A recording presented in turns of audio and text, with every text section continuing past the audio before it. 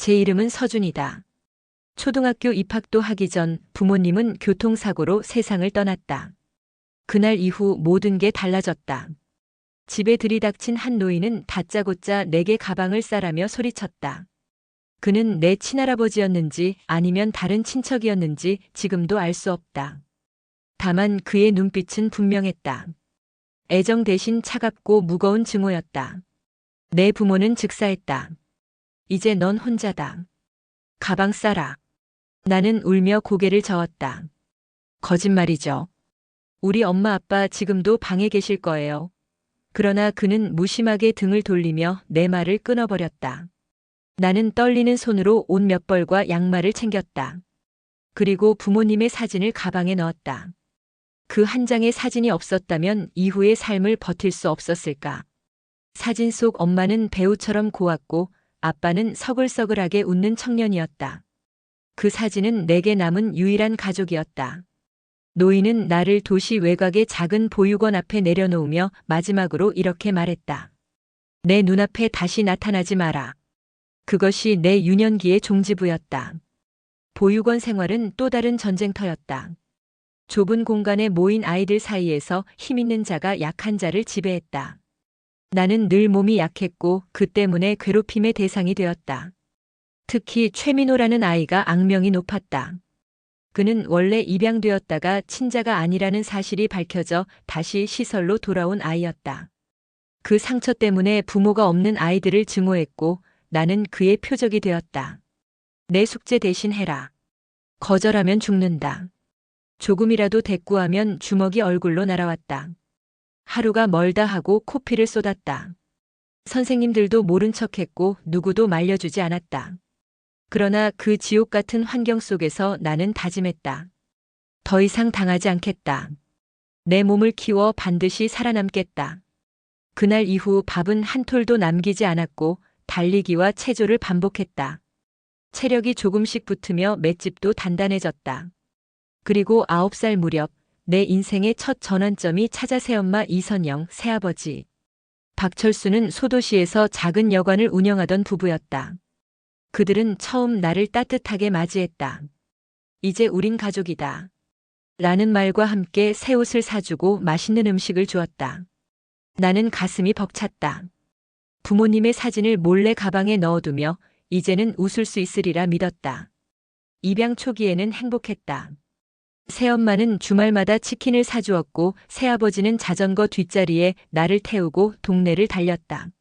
나는 드디어 가족이 생겼다고 생각했다. 그러나 시간이 지나자 상황은 달라졌다. 여관이라는 환경은 나를 빠르게 가족에서 일손으로 바꿔놓았다. 처음엔 심부름을 하라더니 곧 방 청소와 빨래, 침대 시트 교체까지 내 몫이 되었다. 내가 도와줘야 우리가 살지.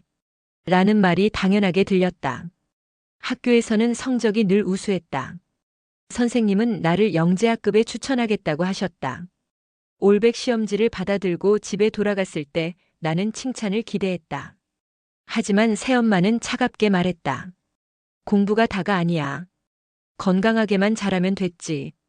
시험지는 창문 닦는 데나 써. 나는 충격을 받았다. 잘하면 기뻐할 줄 알았는데 오히려 화를 내다니. 그때 깨달았다. 그녀는 내가 공부 잘하는 게 두려운 것이다.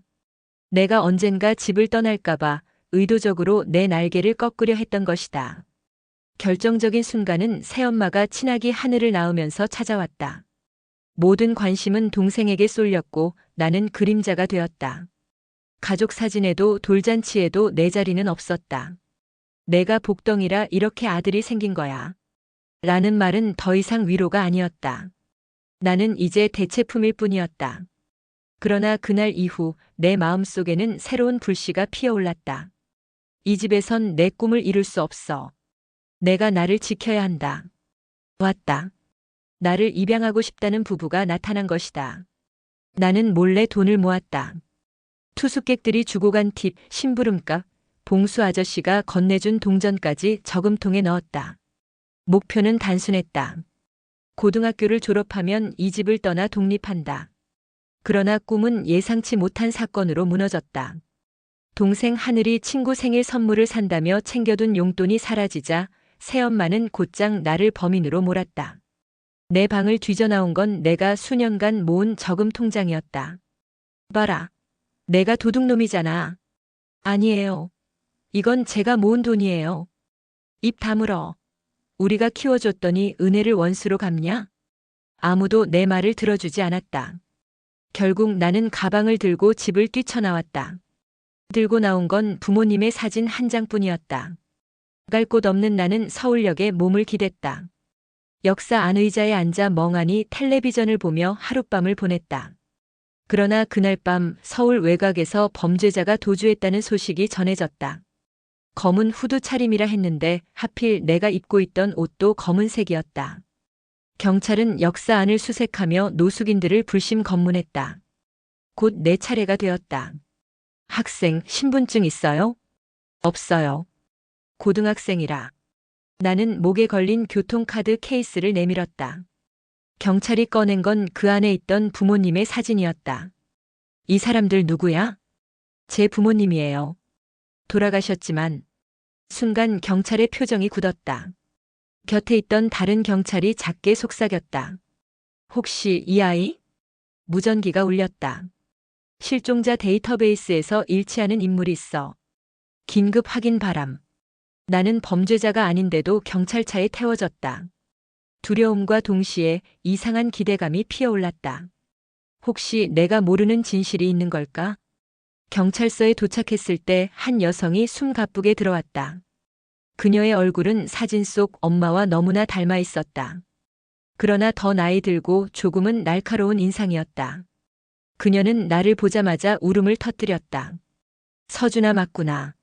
나는 내 엄마의 쌍둥이 언니야. 내 이모다. 경찰은 덧붙였다. 실종자 데이터베이스 확인 결과 친자 DNA 일치합니다. 이 아이는 고인이 된 여동생의 아들입니다. 그제야 모든 게 이해됐다. 엄마와 아빠는 집안 반대를 무릅쓰고 결혼했지만 사고로 세상을 떠났다. 나는 할아버지에게 버려졌고 이모는 내가 죽은 줄만 알고 평생 애를 태웠던 것이다. 며칠 뒤 나는 이모의 집으로 옮겨졌다. 그곳은 내가 상상도 못한 세계였다.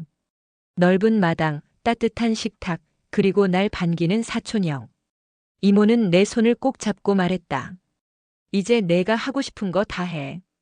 공부도 꿈도. 내 엄마 몫까지 내가 지켜줄게. 나는 부모님의 사진을 가슴에 꼭 안으며 대답했다. 이모, 저는 과학자가 되고 싶어요. 어릴 때부터 꿈이었어요. 이모는 눈물을 훔치며 내 얼굴을 감쌌다. 가여운 것 평생 소원이 공부라니. 내가 어떤 고생을 했는지 이제야 다 알겠다. 걱정 마.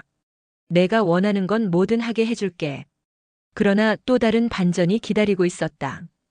이모는 내게 가문의 비밀을 알려주었다. 우리 외할아버지는 거대한 기업의 창업주였다. 그러나 엄마는 반대를 무릅쓰고 아빠를 선택했고 결국 가문에서 쫓겨났다. 할아버지는 나를 불행의 씨앗이라 불렀고 그래서 나는 보육원에 버려졌던 것이다. 서준아, 내가 누군지 이제 세상에 보여줄 거야. 그 말은 내 가슴 깊이 불을 지폈다. 나는 결심했다. 나는 버려진 아이가 아니다. 사랑받아야 할 존재다. 내 부모님의 피가 흐르고 있다는 걸 반드시 증명하겠다.